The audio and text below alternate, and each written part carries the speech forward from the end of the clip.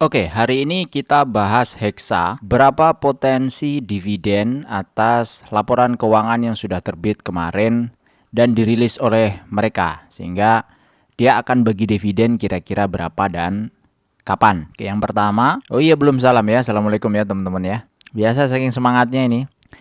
Oke, jadi Hexa ini akan bagi dividen kemungkinan di bulan Oktober 2025 ya. Karena kalau ngelihat secara historis 2022, 2023, 2024 itu ya September, Oktober. Artinya kita anggap aja Oktober atau September ya sama-sama aja lah. Nah, sehingga ini kira-kira berapa dia bagi dividen. Kalau dilihat EPS-nya, terakhir dia punya laporan keuangan di kuartal 4, itu net income dicatatkan tuh Rp185 per lembar saham. Sehingga secara tahunan itu 586, turun separuh hampir ya. Hampir separuh dari tahun 2023. Nah, dengan 586 kira-kira berapa potensi dividennya si Hexa ini? Oke, ini di laporan keuangan secara aset aman, kasnya aman ya. Tidak ada signifikan yang berbeda. Kemudian aset lancar aman, total aset tidak lancar juga oke. Ini ada turun sedikit, ini wajar-wajar saja. Liabilitas utang jangka pendeknya ini agak ningkat, lumayan ningkatnya dari 100 juta dolar menjadi 165 juta dolar. Jadi tapi total liabilitas jangka pendeknya dari 215 ke 265 juta dolar. Jadi kalau dilihat di liabilitas dan ekuitas, di liabilitas ini nambah. Nah, ini yang agak cukup menjadi note atau agak jadi poin di sini. Kalau ngelihat penghasilan neto, ini ada turun lagi dari 612 ke 522. Jadi memang eksavator yang dimiliki oleh Cina itu memang sangat powerful sekali di segmennya Hexa ini. Hexa itu kan rata-rata dia penjualan itu ada di sektor perkebunan. Sehingga dia head to head ketemu dengan barang-barang China itu luar biasa gitu ya. Dan menghasilkan penjualan yang turun seperti ini. Tapi mereka juga bergerak ini karena beban penjualannya juga ikutan turun. Sehingga ya laba usaha turun oke, tapi laba tahun berjalannya masih bisa diusahakan gitu ya. Masih bisa diusahakan walaupun turunnya cukup jauh ya. Laba per saham jadi 0,66 ke 0,037. Terus kalau dilihat dari saldo laba Maret 2025 memang agak sedikit turun 143 ke 135 juta dolar. Terus arus kas dari penerimaan pelanggan ini turun drastis ya, kuartal 1 sama kuartal satunya 2025.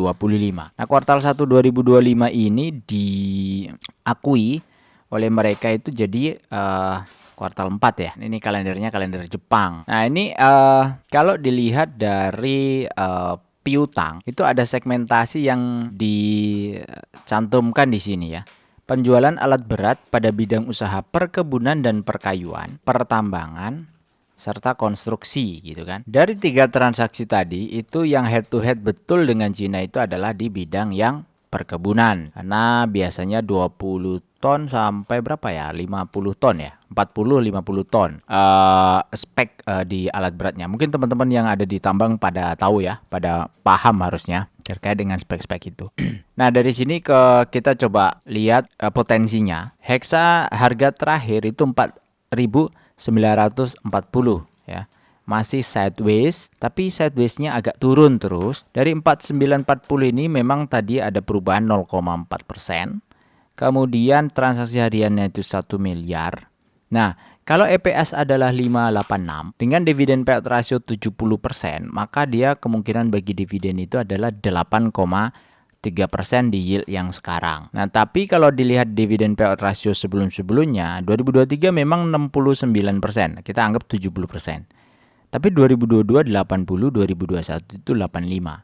Ini agak ada penurunan payout rasionya. Mungkin ada beberapa pertimbangan yang bisa yang disampaikan atau yang diinginkan oleh manajemen untuk memperkuat bisnisnya mereka juga, sehingga payout rasio yang ke investor itu sedikit turun. Tapi kalau kita bisa simulasikan dengan 80 atau 85, yield dividen dengan 80 itu bisa 9,5%. Tapi kalau dengan 85 bisa sampai 10%. Ini sebenarnya masih cukup atau lumayan bagus. Walaupun prospek ke depan dengan kondisi Cina yang seperti tadi itu, ini cukup berat ya buat Hexa. Nah, gimana strateginya? Untuk jangka pendek masih menarik, tapi harga ini adalah harga yang secara rata-rata terakhir juga masih riskan. Kalaupun dia kembali ke harga bottom, itu masih potensi drawdown-nya itu di 18%. Jadi angka yield ini belum bisa mengcover semuanya. Cuma ini termasuk gede ya. Nah, kalau kita masukkan ke dividend for living dengan 10,1%,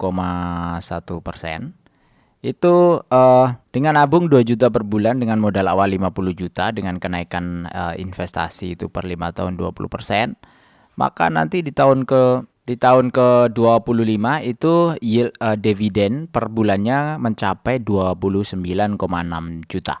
Jadi ini cukup besar atau cukup gede dengan target kita 18 juta, artinya ini tercapai ya. Jadi masih oke-oke saja. Tapi dengan catatan yield dividennya masih 10%. Nah, sedangkan Hexa ini masih berbahaya atau masih wait and see kita sebagai investornya.